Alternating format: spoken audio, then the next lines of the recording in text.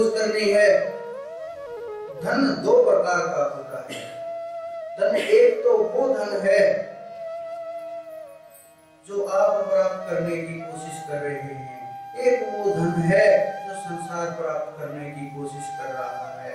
आप बैठे हैं हमारे सामने, बहुत लोग ये सोचते होंगे, आपने भी सुना होगा, देखे भी होंगे, आपके साथ ऐसा व्यवहार भी हुआ होगा, आगे भी होता रहेगा कि आप क्या लेने के लिए आते हो यहाँ, क्या मिलता है यहाँ, हमें तो आज तक कुछ मिला नहीं, हमें तो आज तक कुछ प्राप्त हुआ नहीं, तुम्हें कैसे क्या प्राप्त होगा, क्या जानता है ये, कुछ नहीं जानने वाला, हमने बड़ा नजदीक से देखा है, हम बचपन से देखते आ रहे हैं, कुछ नहीं, केवल अपना करता है, अपना ध्यान करता है, कुछ नहीं जानता, किसी का कुछ नहीं पता लगता।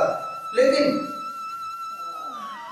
जिसको जिस वस्तु की आवश्यकता होती है वो उसी की तलाश में निकलता है, उसी की खोज में निकलता है, उसी दिशा में आगे बढ़ता है।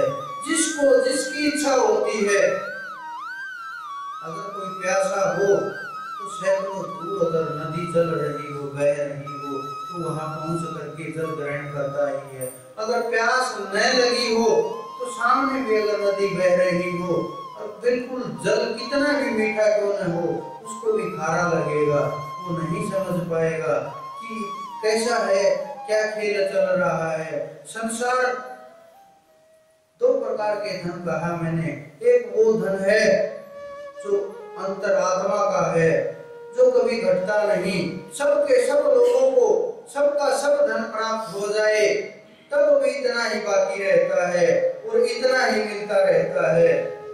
और अगर पूरा का पूरा ब्रह्मांड भी अगर उस धन से तृप्त हो जाए, अगर पूरे के पूरे ब्रह्मांड के भी वो धन सबके सब जीव जाग जाए तो भी वो धन उतना ही रहता है। लेकिन एक वो धन है, ये धन हमें मिल रहा है लेकिन हम ग्रहण नहीं कर पा रहे हैं, इसमें कोई बाधा भी नहीं है, इसमें कोई रोक भी नहीं लगा रखी है, कोई रोक भी नहीं सकता। ये धन मिल रहा है लेकिन ग्रहण नहीं कर पा रहे, हम भाग रहे हैं उस धन के पीछे जिसके ऊपर भिन्न भिन्न प्रकार के बंधन हैं, जो न प्राप्त हो सकता है न हुआ। इन शब्दों का प्रयोग मैंने इस कारण से किया है क्योंकि ये धन का प्रयोग तभी तक कर सकते हैं जब तक ये शरीर है, उसके बाद नहीं कर पाएंगे। उसके बाद तो केवल जो धन प्राप्त हो रहा है, जो लोग आप लोग ये धन प्राप्त कर रहे हैं, केवल यही काम आएगा, यही आपको आगे तक ले जाएगा और यही आपको जगाएगा। लेकिन इसके लिए सबसे ज्यादा ध्यान की जरूरत है, सबसे ज्यादा उसके चिंतन की जरूरत है। इस संसार जो भटक रहा है, संसार जो भ्रमित कर रहा है, संसार जो हमें उस परम चेतना से दूर ले जा रहा है, इसे हमें बड़ा संभल संभल कर चलना है। क्योंकि जितने भी महल, मकान, पत्थर, सब कुछ यहीं रह जाने वाला है। आप ये समझना, कुछ बच्चे खेल रहे, एक महात्मा खड़ा होकर के देख रहा, तो कुछ बच्चे जो रेत के, आपने भी खेल बनाए होंगे, आपने भी रेत के घर बनाए होंगे, ईंटों के मकान बनाए होंगे, आपने यहाँ भी देखा होगा गोवर्धन के अंदर कई कई मंजिला मकान पत्थरों के बना दिए जाते हैं, चारों तरफ से बाड़ लगा दी जाती है, ये मेरा घर है, अगले जन्म में इस प्रकार का मिलेगा, बड़ी समृद्धि मिलेगी। तो बच्चे भी खेल रहे थे रेत के घर बना करके, और खेलने में बड़ा आनंद आ रहा था, एक दूसरे का घर देख रहे थे। जो एक बचपन से ही हमारे अंदर प्रतिस्पर्धा शुरू हो जाती है, इसका छोटा घर है मैं इसे बड़ा बनाऊंगा, इसका छोटा है मैं इसे बड़ा बनाऊंगा, और बड़ा बनता चला जाता है।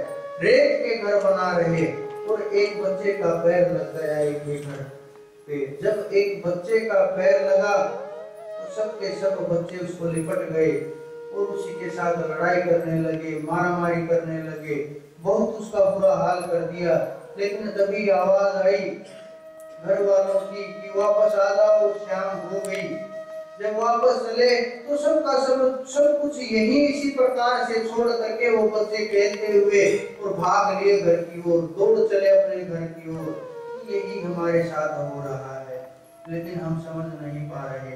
हम इन मकानों के साथ, ईंट पत्थरों के साथ, सांसारिक वस्तुओं के साथ अपने को बांध दिया है, हम नहीं खोल पा रहे हैं। कोई भी बंधन टूट नहीं पा रहा है, न बंधा हुआ भी मान लिया कि हमने बंध गया और हम उससे बाहर नहीं निकल पा रहे। इतनी बुरी तरह से बिना बंधे हुए भी जकड़ दिए गए हैं, शायद बंधे हुए बिना जकड़े गए हों। क्योंकि जब ये मन से कोई बांध दिया गया हो तो उसे कोई नहीं खोल सकता। अगर कोई रस्से से बांध दिया गया हो तो उसका तो इलाज हो सकता है, उसका तो खुलाव हो सकता है, वो तो खोला जा सकता है। लेकिन जो मन से बांध दिया गया हो उसे संसार में कोई नहीं खोल सकता, न कोई खोल पाया है और न ही कोई खोल सकता है। तो जो जिस वस्तु की खोज में निकलता है उसे वही प्राप्त होती है, और जिसके अंदर जो मानसिक वृत्ति भर दी गई है वही खेल चलता रहता है। आप देखना, छोटे छोटे जानकार, आपने देखा होगा जूते बनाने वाला मोची, दूर से जूते देख करके व्यक्ति का पूरा चरित्र देख लेता है।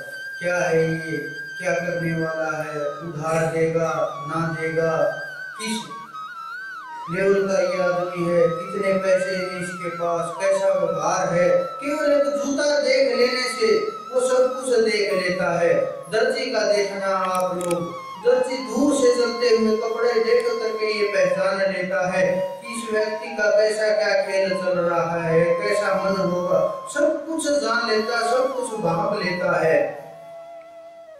जिसको जो चाहिए उसी की खोज में निकलता है। झरना बह रहा है ज्ञान का, नदी बह रही है, लेकिन हम डरते हैं गोता लगाने से, कहीं डूब न जाएं। और जब तक डरते रहेंगे कोई नहीं नहला ही नहीं सकता, वहां पहुंचा ही नहीं सकता। कैसे पहुंचाएगा कोई, किसी की ताकत नहीं है। जब तक हम समर्पण नहीं करेंगे तब तक कोई नहीं ले जा सकता। लेकिन बहुत बार अनुभव पर आशा की विजय हो जाती है। कारण आशा लगी रहती है इस मन के अंदर, आज ठीक नहीं हुआ कल ठीक होगा, और समय चाहिए, परसों ठीक होगा, आगे ठीक होगा। एक व्यक्ति की पत्नी मर गई, बहुत ज्यादा झगड़ालू थी, हर समय लड़ाई करती रहती थी, और सब रिश्ते नाते मित्र दोस्त आ रहे आते ही हैं। वो कह रहे कि बड़ा परमात्मा ने आपके ऊपर कृपा की, क्योंकि मित्र लोग मजाक करते हैं और जो सच बोलते हैं मजाक में सच नजर आने लगता है। एक मित्र आया, उन्होंने कहा कि अरे तुम्हारे साथ तो बहुत बढ़िया किया परमात्मा ने, तुम्हारी पत्नी चली गई, बड़ा कलेश करती थी, बड़ी परेशान करती थी, परमात्मा ने तुम्हारी सुन ली, अब दोबारा शादी मत कराना। लेकिन वो बड़ा आश्चर्य में हो रहा, वो कह रहा कि नहीं, शायद कर्म के अंदर ये ही लिखा हो कि इसका सुख न हो, जो दूसरी आएगी वो मुझे सुख देगी। अनुभव बड़ा कड़वा